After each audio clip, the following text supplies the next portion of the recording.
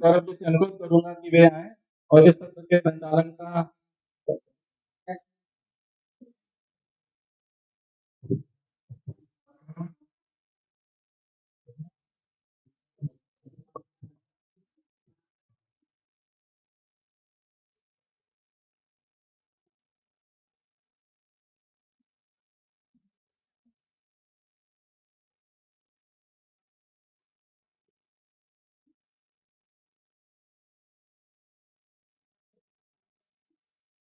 बेटा अदिति अदिति अमृता को बुला के लेके आओ अमृता को।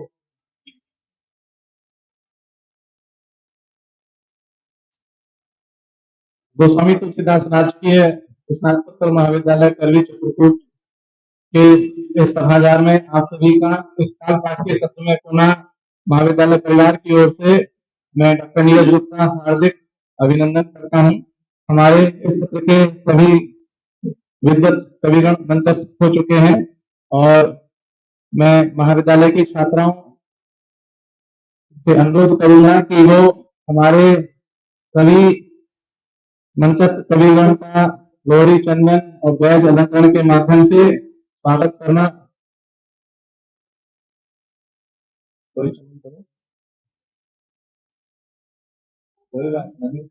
करता रह गया है कुछ लोगों का रह गया है।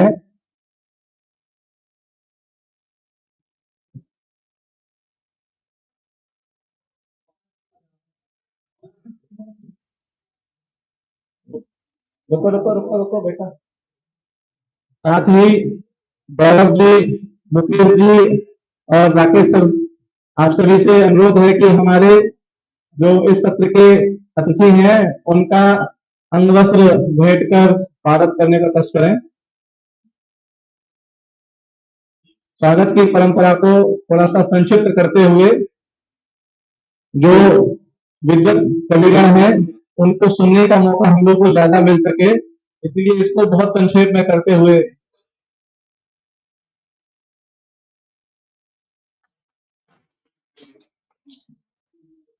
मुकेश सर, धर्मेंद्र सर, आप सभी से अनुरोध है कि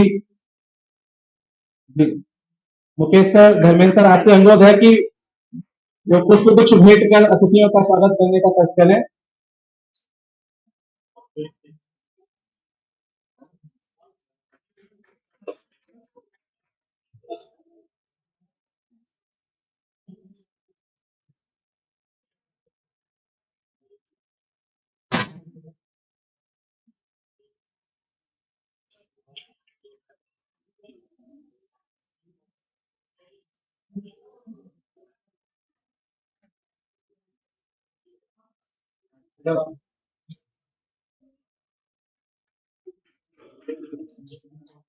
और इस सत्र के लिए, इस सत्र के संचालन के लिए गौरव जी, गौरव जी इस सत्र के विधिवत संचालन के लिए जिम्मेवारी संभालिए ताकि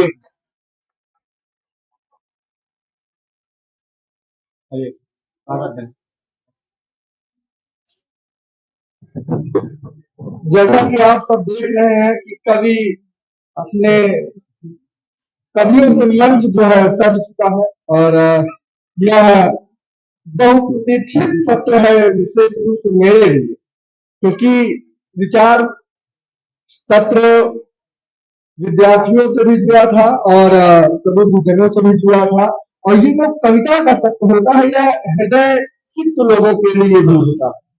तो हम जैसे लोग जो है वो जिनके यहाँ हृदय ज्यादा प्रधान है, विचार थोड़ा सा कम, विचार शून्य नहीं, लेकिन यह है कि हृदय अधिक प्रधान है। तो ये हृदय का जो है सत्य हमारा सजा हुआ है। यहाँ पर छोटा सा परिचय मैं जो मंच पर लोग हैं मैं उनका देता हूँ ताकि आप लोग यह जान सके कि आप इन्हें सुनने वाले हैं या यह मंच कितना समृद्ध है। इस मंच की जो अध्यक्षता कर रहे हैं उनसे आप परिचित हैं। सुबह के सत्र में भी रहते प्रोफेसर अनंत मिश्र जी गोरखपुर से आए हुए हैं और हिंदी के वरिष्ठतम पीढ़ी की जो है वो सबसे अच्छी प्रतिभा है। जिन्होंने पढ़ा है वे जानते हैं और जिन्होंने सुना है वह भी जानते हैं।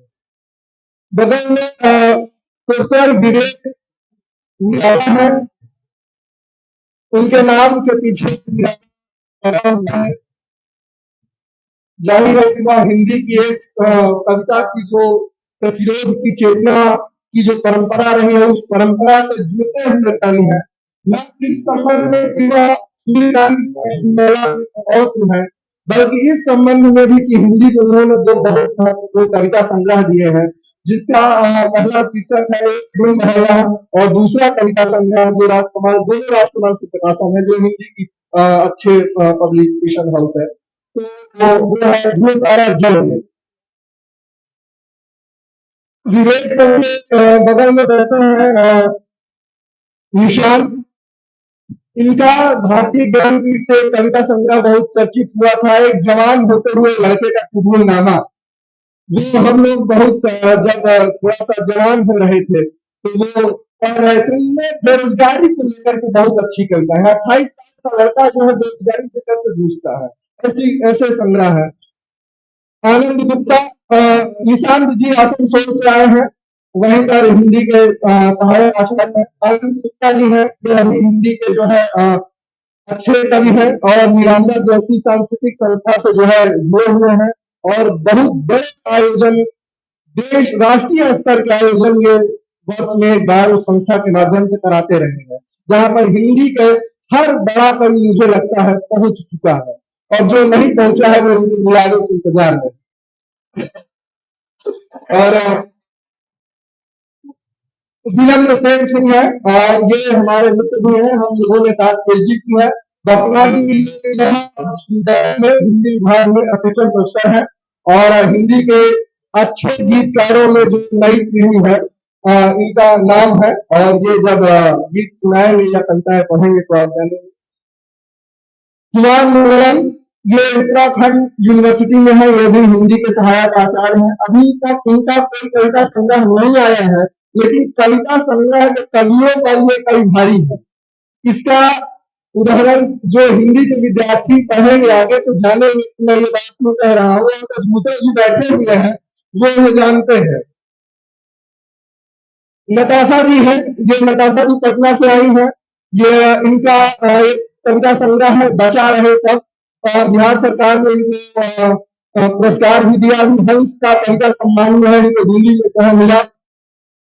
दिव्या शुक्ला है, इस सत्र की एक मेरी हमारी व्यक्तिगत इस महाविद्यालय की व्यक्तिगत उपलब्धि यह है कि इस मंच पर कवि के रूप में दो ऐसे कवि हैं दिव्या शुक्ला और अमिता त्रिपाठी। मैं कवि जानबूझ से कह रहा हूँ, आपको सोच रहे होंगे कि मैं कवित्री को नहीं कह रहा हूँ, उसका अलग प्रसंग होगा, लेकिन दिव्या शुक्ला और अमिता त्रिपाठी। दिव्या मुझसे आने से पहले यहाँ से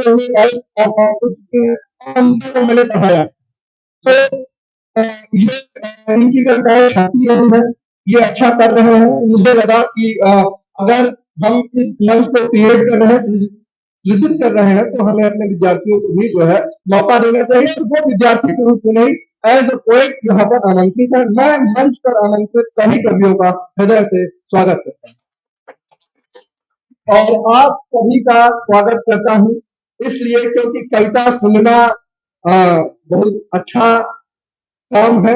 लोग अपना समय देकर के भी दूर से आए हैं, उनका भी स्वागत करता हूँ। सभी हमारे महाविद्यालय के आचार्य हैं जो बाहर से आए हैं, उनका मैं शब्दों के माध्यम से इस सत्र में हार्दिक स्वागत एवं अभिनंदन। स्वागत के क्रम के बाद अब मैं जिन चीजों की आपको प्रतीक्षा है कि अब मैं बिना किसी विलंब के जो है मंच की ओर अभिमुख हूँ और पहले कवि के रूप में जो कम होगा वो छोटे से छोटा बड़ा तो खैर कवि होता ही है, लेकिन ये एक वय का और एक पीढ़ी का अंतर होता है ये माना जाता है। उसी क्रम में मैं अमिता त्रिपाठी को जो है आमंत्रित करता हूँ कि वह आए और कुछ कविताएं हमें जो है सुना। अमिता त्रिपाठी।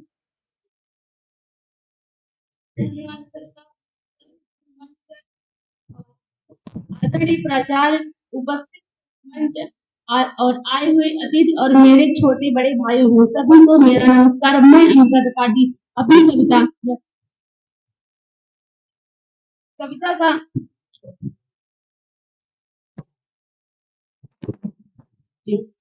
कविता का शीर्षक है दो मेहमान। सूट बूट कसे आए दो मेहमान, हाथ में आईफोन और साथ में मिठाई का एक एक डिब्बा। देखते ही पिता दौड़े थे भाई भी और कोने से मिलाती माँ। कुर्सी लगाई गई, आ गए ही रिश्तेदार। तैयारी चल रही थी पकवानों की, भले ही बाजार से कुछ तोहफे भी आए और लाए गए हैं उधार। हाल चाल से शुरू होती है बातें और बड़ी बड़ी बातें राजनीति की, घोटालों की, खेत में लगे किसानों की, भीड़ में प्यासे, कड़ी धूप में पसीने बहाते मजदूर और सीढ़ी पर लगे भुगते जवान। देश व्यापार घर परिवार और चुपके से रख देते हैं अपनी जान। अब कहते हुए कि समझ में उतना आजकल चलता है हर जगह जितना उससे तो कम नहीं। और चाय की एक चुस्की के साथ कहते हैं दम भरकर, खर्च किया है लाखों, बनाया है डॉक्टर इंजीनियर वकील और अध्यापक। कितने में दिया होगा दाम, हाँ में हाँ भरते हैं पिता, सोचते हैं नहीं कुछ पर कह नहीं देते। बेटी हमारी क्या पढ़ी होगी मुख में, हमने न पाला होगा लाड प्यार से, पर हाँ है तो हम लड़की के पिता। देते हैं अपने दिल का टुकड़ा, आंगन की चहक, घर की शान और अपना अभिमान। आप क्या समझेंगे, आप ठहरे धन्यवाद। एक कविता और मैं रखना चाहूंगी। मुझे पसंद है खेत की मेड़ों पर बैठना, यहाँ से गुजरती पगडंडियों पर चलना, जहाँ बैलों की भिंडियों की धूल खोलती हुई लंबी डंडी की तरह मंदिर के द्वार झूम के उड़ते दूर देखकर अनुमानते हैं बछड़े की मिट गई उधर की छुड़ा या कि बिछड़ी मेरी सखियां। और मुझे पसंद है खेत की मेड़ों पर बैठना, भोर में उठकर कोयल की कूक, मुर्गे की बांग सुन और साड़ी की कांच बांधे पानी में छपा छप कूदना, बिना घाम नापे महुए का उठ जाना और मेड़ों पर बैठकर मिर्चे स्वाद का बखाना। मुझे पसंद है खेत की मेड़ों पर बैठना, सूरज का उगना, हलवाहों को ठग चूर कर पहाड़ों में छिपना, यह सब चुपके से कानों में छुप जाती है हवा।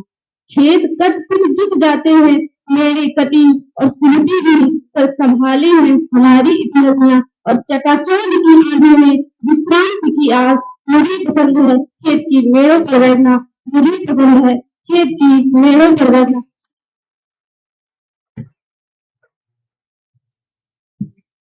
मुझे पसंद है खेत की मेड़ों पर बैठना। अमृता ने दो कविताएं सुनाई, दो और एक पहली कविता आप समझ रहे थे कि दहेज को लेकर के किस तरीके से मुखिया के बात से डिमांड होती है और कैसे उनका स्वागत होता है, और दूसरी कविता है अपने लोग से जुड़ी हुई, अपने गांव से जुड़ी हुई। जब प्रायः कवि कविता लिखना शुरू करता है तो वो इसी तरीके से अपने आसपास के विषयों से जो है काव्य बिंब रचता है, उन्हीं से संवेदित होता है। बहुत बहुत बधाई अमृता। अगले कवि के रूप में हमारे पास जो नाम है उसमें दिव्या शुक्ला है, जो बीएचयू में इस समय शोधरत है। मैं उन्हें आमंत्रित करता हूँ वह आए और अपनी कविताएं प्रस्तुत करें। दिव्या शुक्ला।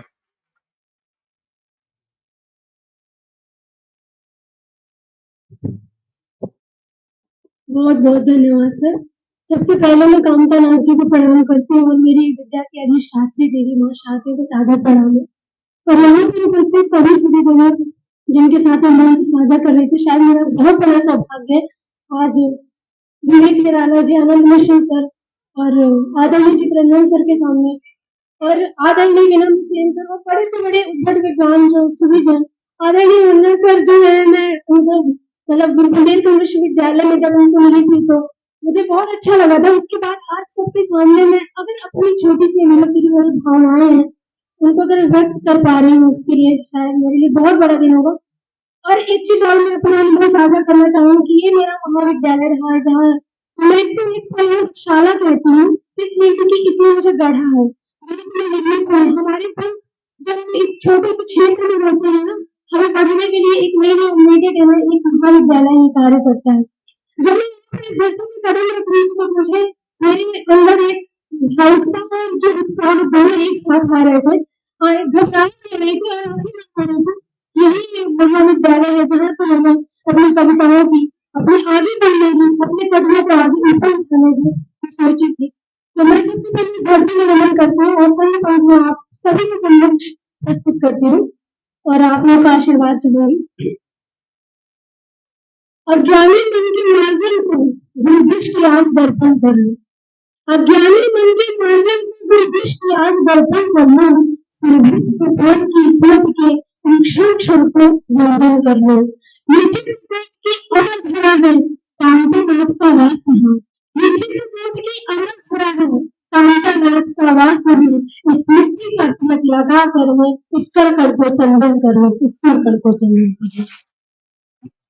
और आज मैं ये भी कहना चाहूंगी कि मेरे आदरणीय जो जिनसे मैंने यहाँ पर अध्ययन किया था हिंदी साहित्य की चीजें सीखी थी, आदरणीय बालकृष्ण पांडे सर को और आदरणीय सुनीता मैम को जो यहाँ पे नहीं है, तो मैं उनको बहुत स्मरण कर रही हूँ। उनके लिए भी उनके चरणों में भी सादा सुनी अर्पित कर रही हूँ, मेरे गुरुदेव रहे हैं। और इसके बाद हमारे चित्रकूट के बारे में जो बातें सब जगह कह रहे हैं कि बहुत पिछड़ा हुआ ये सारी चीजें हैं, तो ये सचमुच कुछ चीजें सच है।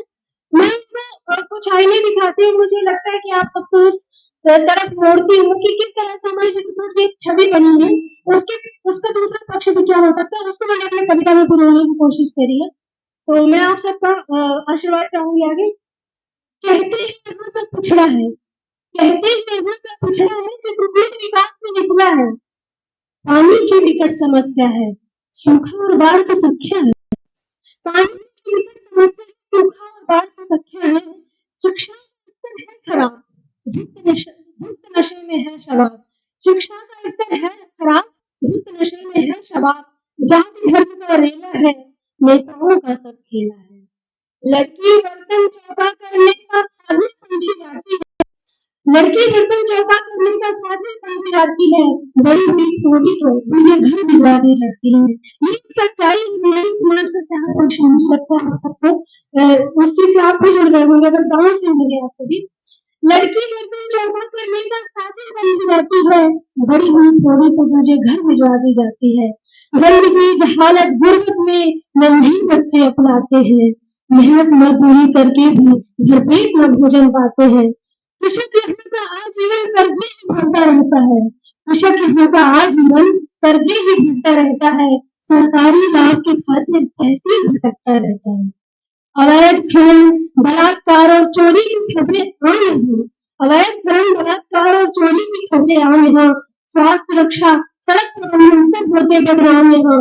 ऐसे ही चर्चे सुन सुनकर ऐसे ही चर्चे सुन सुनकर जो कान भी फट जाते हैं, ऐसे ही चर्चे सुन सुनकर जो कान भी फट जाते हैं, ये बुरा करके महिलाओं कुछ कान भी फट जाते हैं। इस सच्चाई से फिर नजर इस सच्चाई से फेर बदल कैसे चुप्पी का वृत्त धरना, इस माटी का तिलक लगा, इस कर को चंदन करो, इस कर को चंदन करो। आपने इसका एक पक्ष देखा जो हमारे चित्रकूट की छवि अभी भी बनी हुई है, क्योंकि बहुत समय से एक पिछड़े इलाके के रूप में रहा। लेकिन इसका दूसरा पक्ष क्या है, आज हम लोग की बात कर रहे हैं, लोग किस तरह उसकी कदमत बता हुआ है। तो मैं अपनी कविता को आगे बढ़ाना चाहूंगी। यह सब कुछ तो भी हमने बस एक पक्ष ही जाना है, यह सब कुछ तो भी हमने बस एक पक्ष ही जाना है। इस पवित्र भूमि के अंतर्मन को पहचाना है। राम नाम की गुण जहाँ है, राम नाम का बल यहाँ, लोक के मानस में बसते श्री राम के आदर्श यहाँ। चैती बिरहर आई दिवाली सोहरदारी न बंदी, चैती बिरहर आई दिवाली सोहरदारी न बंदी। आंधा और भरदौड़ भरपरी से है दिलदारी इनकी। शायद अभी करते हैं, आज हम विकास के नाम पर जो पेड़ कट रहे हैं, तो अब उनके लिए हम बताते हैं कि लोग ने किस तरह से पेड़ों को सुरक्षित कर रखा है। अभी बचे हैं पेड़ यहाँ पूर्वज देवस्थानों पर, अभी बचे हैं पेड़ यहाँ पूर्वज देवस्थानों पर। शारदा देवी काली माई भैरव बाबा के नामों पर, अभी बचे हैं पेड़ यहाँ पूर्वज देवस्थानों पर। शारदा देवी काली माई भैरव बाबा के नामों पर। आज यहाँ की लड़की ना बस चूल्हा चौका करती है, आज यहाँ की लड़की ना बस चूल्हा चौका करती है, अपने कदमों की बल आसमां का सफर तय करती है। माता पिता लड़कों के संग भी लड़की को पढ़ाते हैं, उसके सपनों को सच करने के लिए सब कुछ दांव में लगाते हैं। शिक्षा, स्वास्थ्य, रोजगार, सुरक्षा की सीख आती है, पर नेताओं के जुमलों और नारों में गुम हो जाती है। युवा यहाँ का मेहनत कश एक नई बुलंदी छूता है। युवा यहाँ का मेहनत कश एक नई बुलंदी छूता है। जिए अभाव में लेकिन उत्साह का ढंग उठा है। जिए अभाव में लेकिन उत्साह का ढंग उठा है। और मिलकर रहते हिंदू मुस्लिम मजहब का नहीं बुराई हम। मिलकर रहते हिंदू मुस्लिम मजहब का नहीं बुराई हम। राजनीति की नजर न लगे तो सब में है लगाओ यहाँ। राजनीति की नजर न लगे तो सब में है लगाओ यहाँ। भारत के लगभग अभी हम आते हैं निष्कर्ष पर कि भारत के लगभग सब गांवों की हालत तो एक जैसी है।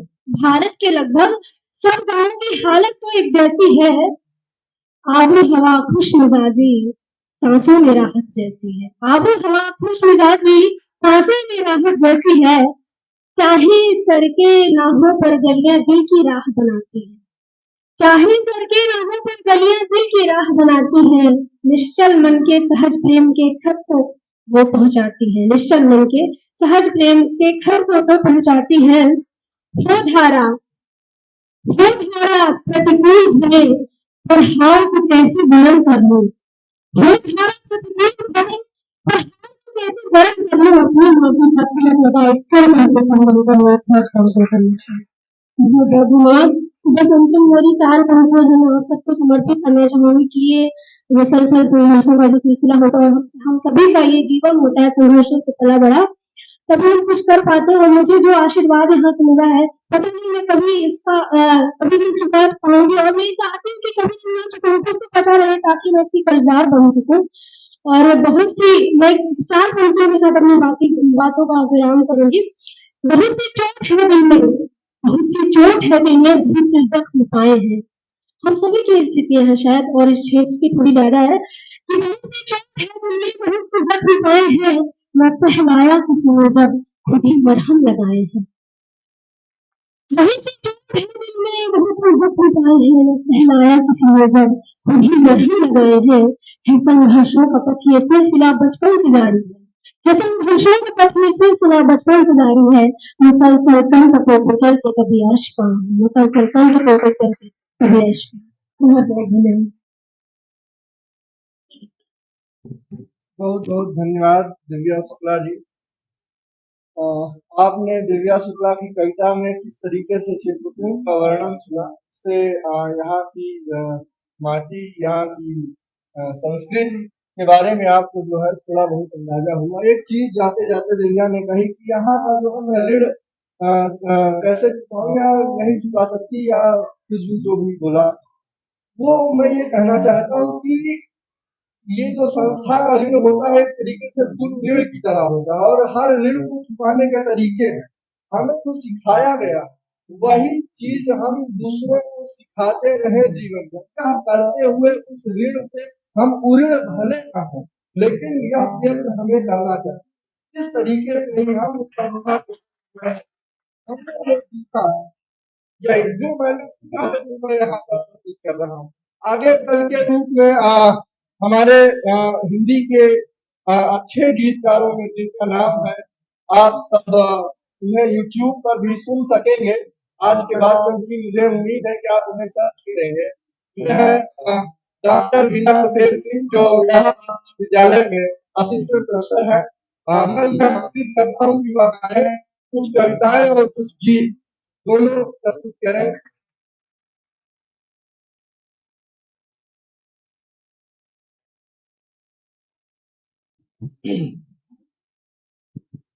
आदरणीय काव्य गोष्ठी की अध्यक्षता कर रहे गुरुवर अनंत मिश्र सर, सामने बैठे गुरुदेव आदरणीय चित्रंजन मिश्र सर, गुरुदेव विमलेश मिश्र सर, सर्वकालिक अध्यक्ष मेरे आदरणीय मुन्ना तिवारी सर, विद्यासीन कविगण, सुधी श्रोता, एक गीत एक दो छोटे छोटे गीत सुनाकर अपनी जगह लूंगा, सुनिएगा। कैसे आज लोक साहित्य पर चर्चा हो रही है सुबह से, कैसे आज गांव और शहर दोनों बदल रहे हैं, अपना स्वरूप बदल रहे हैं, और उन बदलते हुए गांवों, बदलते हुए शहरों के साथ हमारा अपना व्यक्तित्व कैसे बदल रहा है, इस पर एक छोटा सा दो बंद करके विवेक भैया। शहर शहर शहर शहर गाँव गाँव बनते बिगड़ते हैं रोज। शहर शहर गाँव गाँव बनते बिगड़ते हैं रोज। नई डगर नया सफर चुनते हैं चलते हैं रोज। हो शहर शहर गाँव गाँव बनते बिगड़ते हैं रोज। नई डगर नया सफर चुनते हैं चलते हैं रोज। एक तरफ है गाँव की बतिया, पर बतिया भोली सुरतिया, सूरज नीचे अपनी अखियां चांद भी देखे तेरी सखियां। चंदा सूरज सूरज चंदा आते हैं जाते हैं रोज। चंदा सूरज चंदा आते हैं जाते हैं रोज। नई डगर नया सफर चुनते हैं चलते हैं रोज। हो शहर शहर गाँव गाँव बनते बिगड़ते हैं रोज।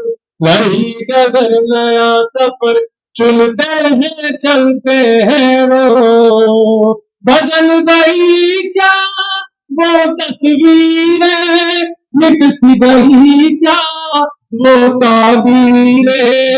बदल गई क्या वो तस्वीरें, मिट सी गई क्या वो ताबीरें।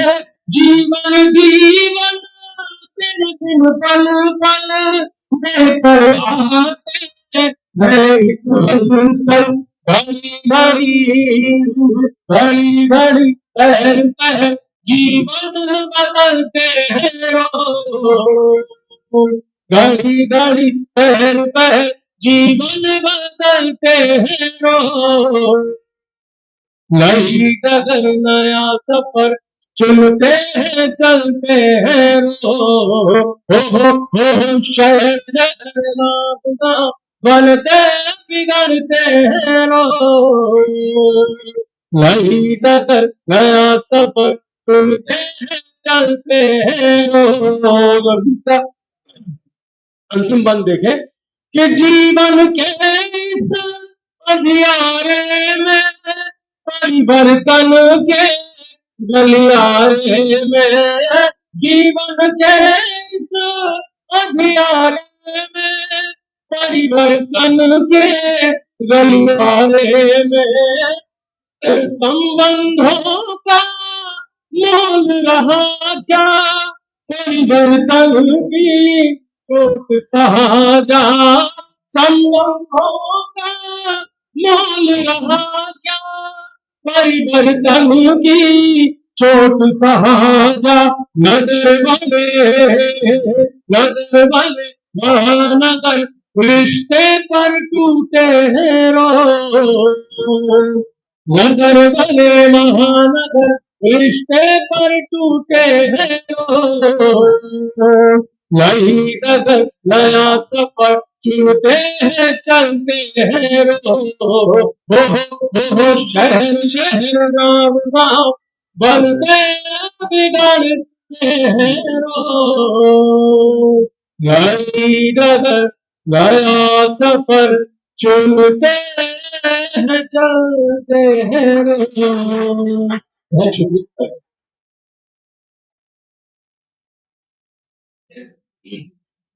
एक एक छोटा सा गीत और गुरुदेव, एक छोटा सा दूसरा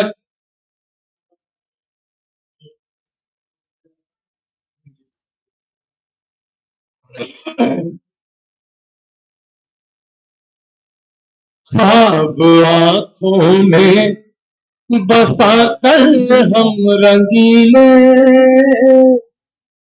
रास्ते पर चल रहे हैं हम कटीले। ख्वाब आंखों में बसा कर आज हम कैसे होते जा रहे हैं, कैसा नकारात्मक परिवर्तन हमारे अपने व्यक्तित्व के भीतर होता जा रहा है।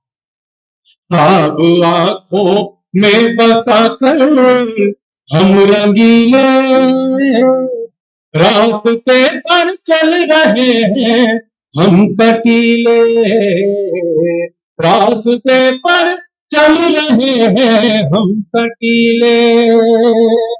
मुस्कुराहट में जहां पर दुश्मनी है जहां अपनों से ही अपनों की ठनी है। मुस्कुराहट में जहां पर दुश्मनी है जहां अपनों से ही अपनों की ठनी है।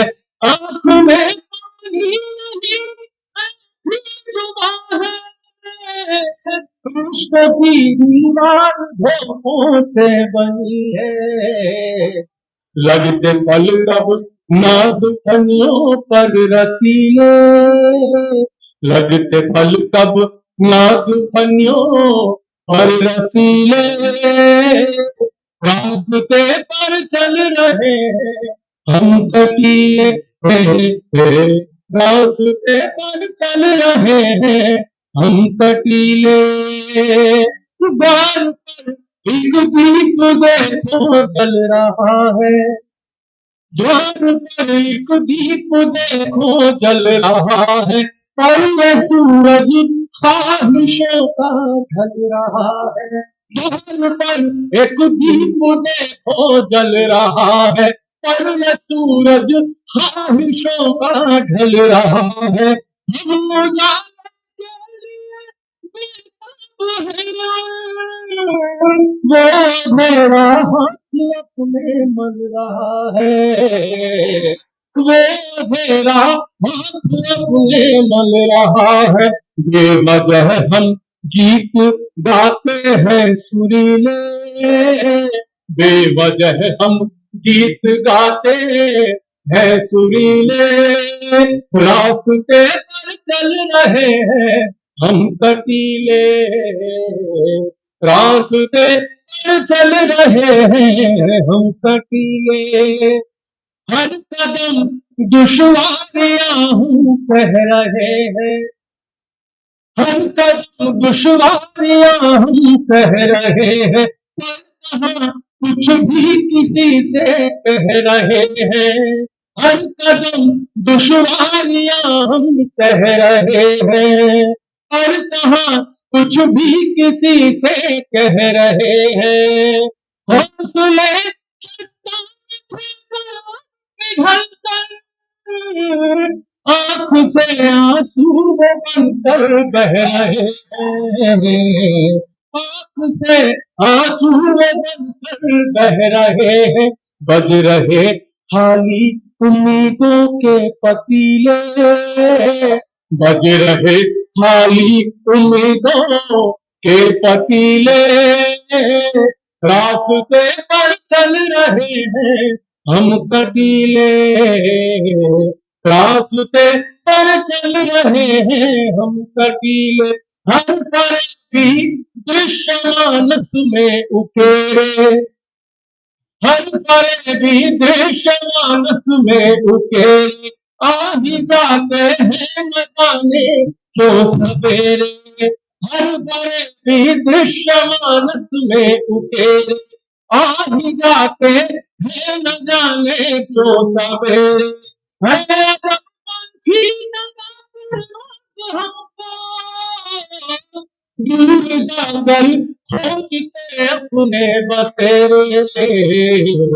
हंस मानस के कितने हैं नशीले हंस मानस के ये कितने हैं नशीले रास्ते पर चल रहे हैं हम कटीले रास्ते पर चल रहे हैं हम कटीले, ख्वाब आंखों में बसाकर हम रंगीले, लगते पल कब नाज पनियों पर रसीले, बज रहे खाली उम्मीदों के पतीले, हंस मानस के कितने हैं नशीले, बेवजह हम गा रहे हैं गीत सुरीले, रास्ते पर चल रहे हैं हम कटीले।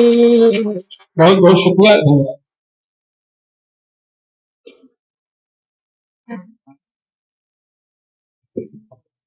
अभी आपने विनम्र सेन जी को सुना। विनम्र को पहली बार मैं सुन रहा हूँ सामने से। ये हमारे बहुत पुराने मित्रों में है गोरखपुर से, और मुझे बैठे बैठे इस चीज का एहसास हो रहा था कि हिंदी के कवि नवगीतकारों से बचते क्यों। मंचों पर आप देखिएगा विनम्र के बाद जो कविता पाठ होगा तो दूसरे होगा, लेकिन गीतकारों की ये बात है। भूषण जी बैठे हैं और हिंदी में आलोचना में सक्रिय लोग बैठे हैं। ये बात लगातार आती है कि हिंदी की कविता के नवगीतों की जगह है या नहीं। एक मंच पर विनम्र बैठे हैं, बाकी सब हिंदी के दूसरे तरीके के कवि हैं, केवल विनम्र अलग तरीके के कवि हैं। आप सुनेंगे तो जानेंगे, लेकिन जो शब्द है वो पोइट्री है, वो दिन उन्होंने दिए, जो बातें उन्होंने दी, जो गांव से हमारे संघर्षों से, जो जीवन से जो हम आप देख रहे हैं, भोग रहे हैं, मैं विनम्र आप आए इसके लिए धन्यवाद देता हूँ। कविता के लिए तो पूरा अब अगले कवि के रूप में कलकत्ता से हमारे बीच आए हैं आनंद गुप्ता जी। उनके ऊपर दबाव होगा, मैं महसूस कर रहा हूँ इस चीज का, लेकिन कवि हर दबावों से गुजर करके जो है निखर कर सामने आता है। आनंद गुप्ता जी का आमंत्रित करता हूँ कि जहाँ हमारे बीच अपनी कविताएं प्रस्तुत करें। आनंद गुप्ता जी।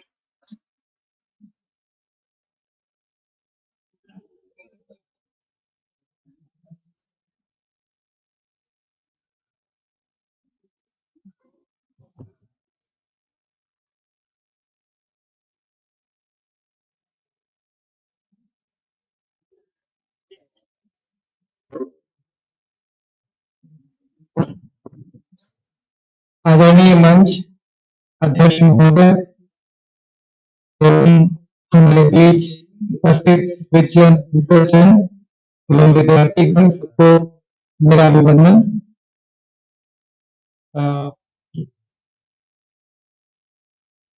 अपनी कुछ कविताएं और सबके सामने प्रस्तुत कर रहा हूँ।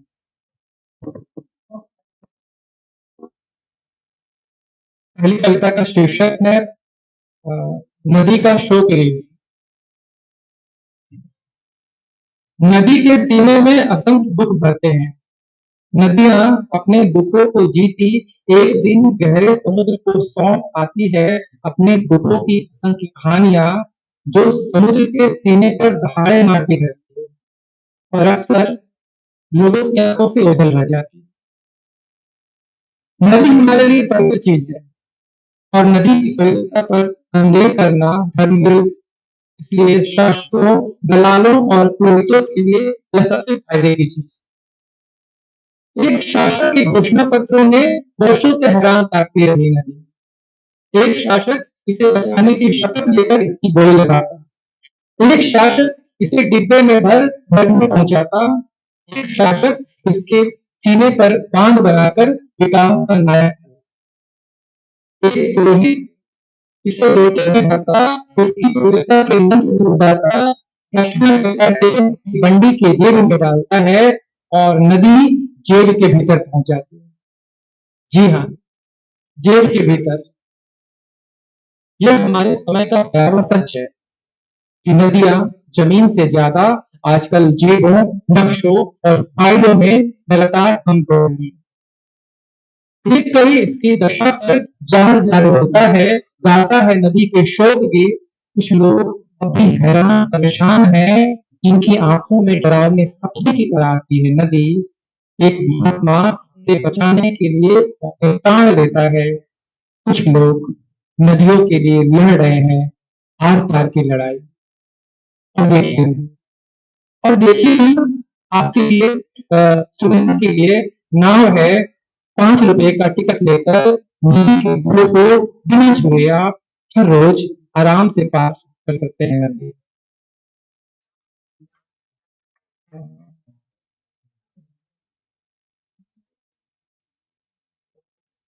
अभी बंगाल में दुर्गा पूजा गया है और वो कोलकाता से ही है। तो दुर्गा पूजा को केंद्र में रखकर 2 कविता है। पहली कविता का शीर्षक है उंगली के तट पर। इतनी रात की याद लेकर चांद अभी भी टंगा है आकाश में। स्वर्णिक धूप में नहाया हुआ है हुगली नदी का जल, जहां झिलमिलाती है तुम्हारी कंचन छवि। दूर कहीं से वीरेंद्र कृष्ण भद्र की आवाज में ध्वनित हो रहे हैं महालया के गीत। लाल पाड़ की साड़ी पहने महिलाएं उलू ध्वनि और शंखनाद से कर रही है देवी की आराधना। यशो हे देवी। ढाकी ने ढाक बजाया, ढाकी ने ढाक बजाया और आनंद से भरोगी चारों दिशाएं। रात भर झर झर कर जमीन पर बिछे सोनी फूल की मधुर गंध में उमड़ी गई है तुम्हारी धूल। अगरबत्ती की सुगंध से महक रहा है होली का यह घाट। कितनों को तरतर कर रहे हैं लोग, मैदानों में उत्सव मना रहे हैं लोग। काश के लहलाते फूल जैसे निरुद्देश्य आगे जा रहे हो सफेद घोड़े।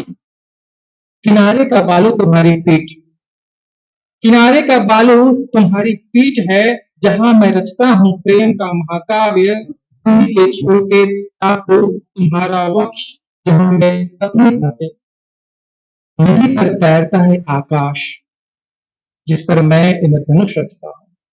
अभी अभी कोई नौका चली आई है धीरे से, मांझी ने गाया है कोई सरल गीत। कोई कीस मन की उभर आई है अचानक। एक कविता जिसका शीर्षक ही है दुर्गा। देवी दुर्गा और हमारे बीच की जो दुर्गा है, दोनों को एक ही कविता में लाने का प्रयास है। दुर्गा, दुर्गा को गढ़ रही दुर्गा, दुर्गा को वर्णन कर रही दुर्गा। धूची हाथों में ये नाच रही दुर्गा, दुर्गा के साथ सिंदूर खेल रही दुर्गा। शंख फूंक रही दुर्गा, हाथ बजा रही दुर्गा, हाथ पर चोट कर रही दुर्गा, पूर्ण ध्वनि को जोड़ कर रही दुर्गा। दुर्गा पंडालों में घूम रही, दुर्गा गोलगप्पे खा रही, दुर्गा रेस्तरां में खा रही बिरयानी, दुर्गा आइसक्रीम खा रही। दुर्गा खेतों में फसल बो रही, दुर्गा सिर पर ईंट धो रही। दुर्गा चाय बागानों में पत्तियां तोड़ रही, दुर्गा खदानों में पत्थर तोड़ रही। दुर्गा रैलियों में नारे लगा रही, दुर्गा झंडे उठा रही। दुर्गा चक्कर में चट घूम रही, दुर्गा जीवन को रील की तरह धुन रही। दुर्गा बसों में धक्के खा रही, दुर्गा अंतिम लोकल से घर आ रही। दुर्गा अंधेरे से लड़ रही, दुर्गा नए सपने कर रही। दुर्गा जीवन के हर दम सहती है, दुर्गा सिर्फ पंडालों में नहीं रहती। शुक्रिया।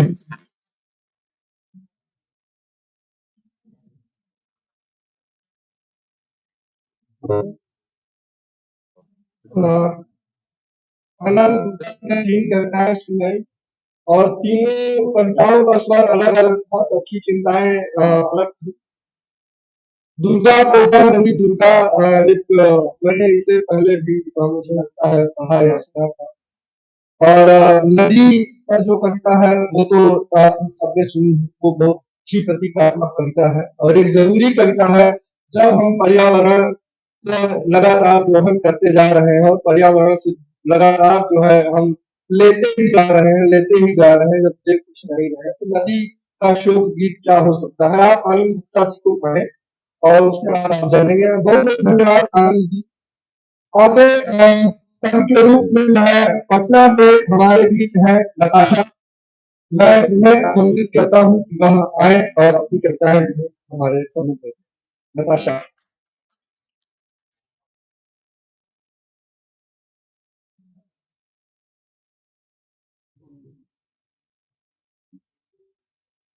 बहुत धन्यवाद गौरव जी। आप सबको मेरा नमस्कार और सबसे पहले कविता पे आती सीधे। पहली कविता का शीर्षक है नींद। नींद किसी रोते हुए बच्चे की आंखों में जा छुपी है। हाँ नींद तुम वही रहो। हाँ नींद तुम वही रहो। बस देखने दो मुझे उसके गालों की सूखी लकीरें और शर्मिंदा होने दो अपनी कविता पर। हम रचेंगे खूब रचेंगे दुख। हम रचेंगे खूब रचेंगे दुख क्योंकि हमारे पास सुख की ढेरों कहानियां हैं। नींद की गलियों में जिन्न और परियां हैं। ये बच्चे हम सिखाएंगे तुम्हें सुंदर कोमल चमकदार की परिभाषा। हम सिखाएंगे तुम्हें सुंदर कोमल चमकदार की परिभाषा। हम बताएंगे तुम्हें बम बारूद और अफीमों के बारे में इस क्षमा के साथ कि एक दिन तुम उन्हीं के हवाले कर दिए जाओगे। शुक्रिया। अगली कविता है जिंदा हूँ। तोड़ती हूँ तुम्हारे नियम और शर्तें जो तुमने लागू किए थे मुझ पर और अपने इस फैसले पर मुझे तुम्हारी मुहर की जरूरत नहीं। सांप अपने विष से सांप है। विष के बिना तो सपेरे का रोजगार है और जितना मारा जाता है सांप का विष उतना ही बढ़ता है सपेरे का रोजगार भी। माफ करना इस कर्तव्य में शामिल है। मुझे नीचे ही गिरना है तो चाहूंगी वहां गिरना जहां की जमीन में खाद पानी हो। खुद कुदाल से जहां की मिट्टी को चोट नहीं लगती मेरे नीचे गिरना भी तुम तय नहीं कर सकते। तुम्हें कृत्रिम भी होना है तो होना चाहूंगी किसी हृदय हृदय आंख नाक कान के रूप में जहां बचा रहेगा जिंदा होने का एहसास। जहां से मैं देख रही हूँ तुम्हें तुम्हारे पीछे बस दीवार है। जहां से तुम देख रहे हो मुझे मेरे पीछे है तुम्हारे निरंकुश नियम और शर्तें तोड़ते हुए लोग। शुक्रिया। अगली कविता है ईश्वर। सबके अपने अपने ईश्वर थे। अपने कर अपने पक्ष थे। सभी गुनहगार ईश्वर की निगरानी में। उन्हीं गुनहगारों में मैं अपने लिए ईश्वर तलाश से जिसे अपने एकांत में ढूंढ सकूं। मेरी गलतियों का साक्षी वह मुझे माफ करता है। ईश्वर जितना एक दिल कमजोर हुआ पहले कभी नहीं। जितना बदनाम हुआ पहले कभी नहीं। ईश्वर की इतनी खरीद बिक्री पहले कभी नहीं हुई। वह घर से न्यायालय पहुंचा और अभी भी उसका फैसला आना बाकी है। तुम्हारे मृत होने की घोषणा भी उतनी पीड़ादायक नहीं थी जितने तुम्हारे जीवित होने के प्रमाण है। तुम्हारी जगह तो हर घर में है पर रहते तो कहीं नहीं हो। अगली कविता है छोड़ना।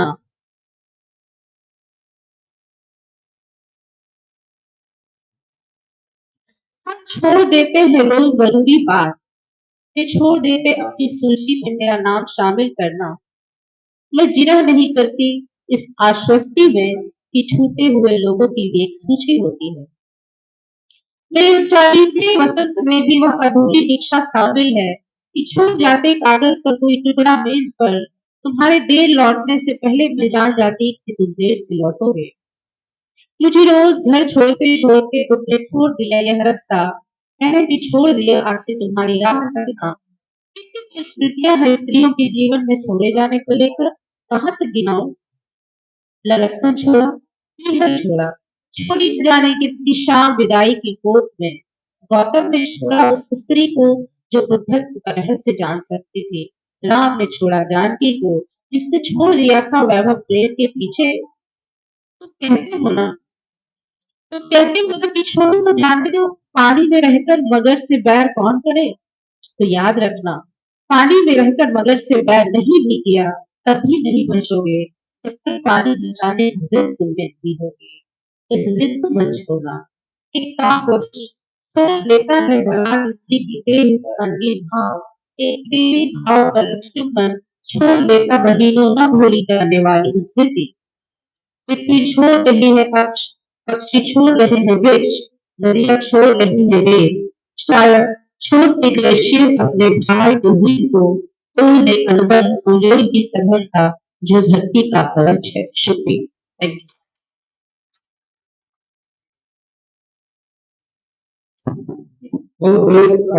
शुक्रिया नताशा जी। अब अगले पंचरूप में हमारे मित्र हैं उत्तराखंड से आए हैं और अभी इनके कविता संग्रह की हमें बेसब्री से प्रतीक्षा है, जल्दी से आ जाए।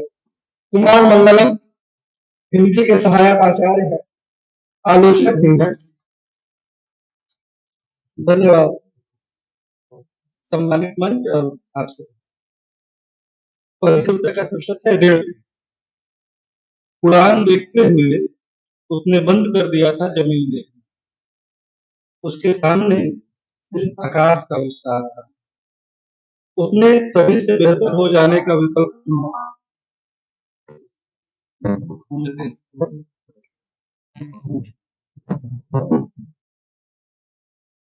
ऋण। उड़ान देखते हुए उसने बंद कर दिया था जमीन देखना, उसके सामने सिर्फ आकाश का विस्तार था। उसने सभी से बेहतर हो जाने का विकल्प चुना, हालांकि यह उसका भ्रम मात्र था। उसके पास पंख नहीं थे। वह धरती का धैर्य नापना चाहता था। उसने उड़ते हुए कई चक्कर लगाए। उसे वापस जमीन पर नहीं आना था। उसके पास पैर नहीं थे। वह समुद्र की गहराइयों में जाना चाहता था। उसके पास लंबी सांसें नहीं थी। वह पहाड़ की चोटी पर चढ़ना चाहता था। वह धीरे धीरे बूढ़ा हो रहा था। वह हर जगह होना चाहता था। वह कहीं नहीं था। सिर्फ अफवाहें थी, झूठ था। वह किसी का ऋणी नहीं था।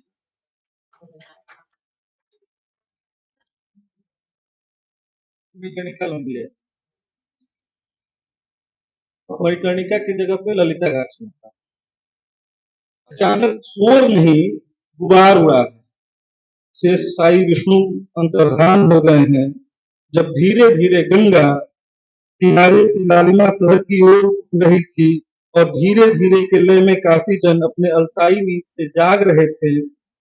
गलियों में कोयले के जलने के पहले धुआं रहे थे और गंगा स्नानातुर बुढ़िया राम राम गाते गंगा की ओर जा रही थी। सोते कुत्ते के नींद और सांप के गुर्दों को बचाते हुए और बीच बीच में गलियाते हुए, गोया किसी एक जगह उसका मन नहीं ठहरता कि आजकल गंगा नहाते ही उसके देह में खुजली बढ़ जाती है। गंगा स्नान के बाद सभी छोटे बड़े मंदिरों पर गंगा जल चढ़ाते, शीश नवाते पक्का महाल जाने वाली मैया आजकल मणिकर्णिका से होकर जाती है। हल्ला बजा और अचकचाए बनारस को पता चला कि शेष साई विष्णु अंतर्धान हो गए हैं ललिता घाट वाले।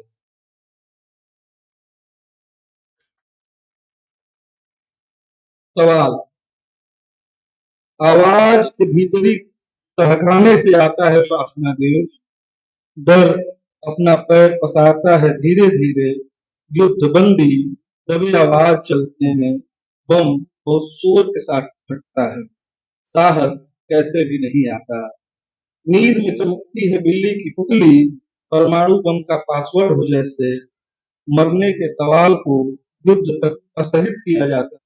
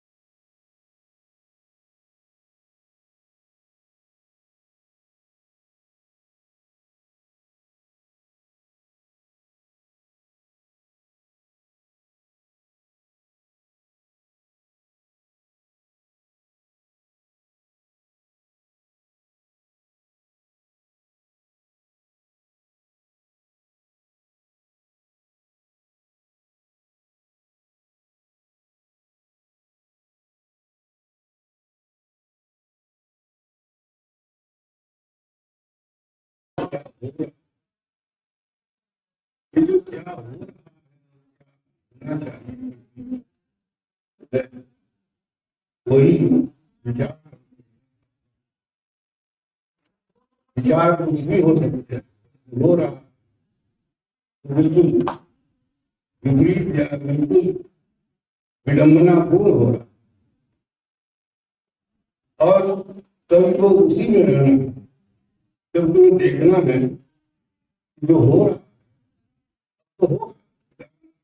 गंगा माता जब तो आप पैदा हो गए गली में नीले,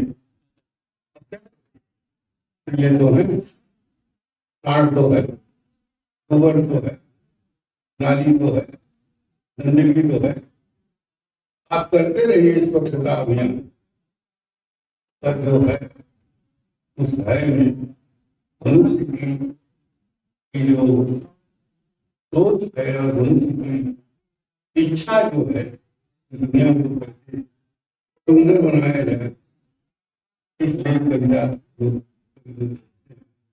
कविता दुनिया के साथ दुनिया तो है, दुनिया और रमणीय होनी चाहिए, इसलिए आपने कहा गया रमणीय जो रमणीय अर्थ को व्यक्त करेगा शब्द का निरंतर हम तो हैं, हम गाड़ी करवा ले, हम तो कपड़े पहनने तो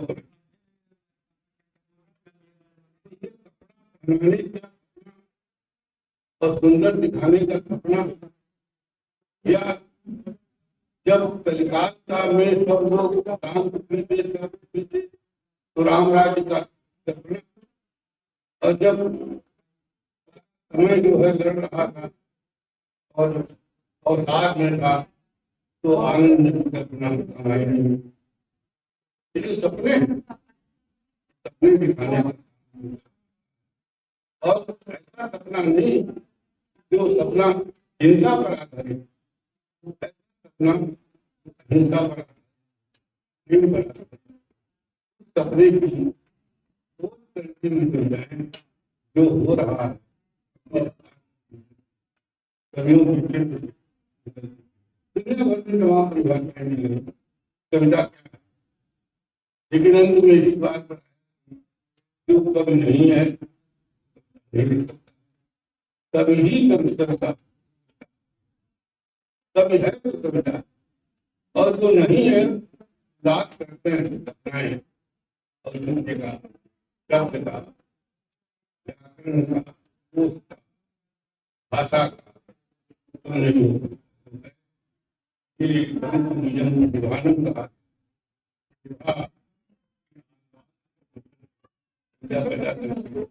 प्रतिभा देश के समाज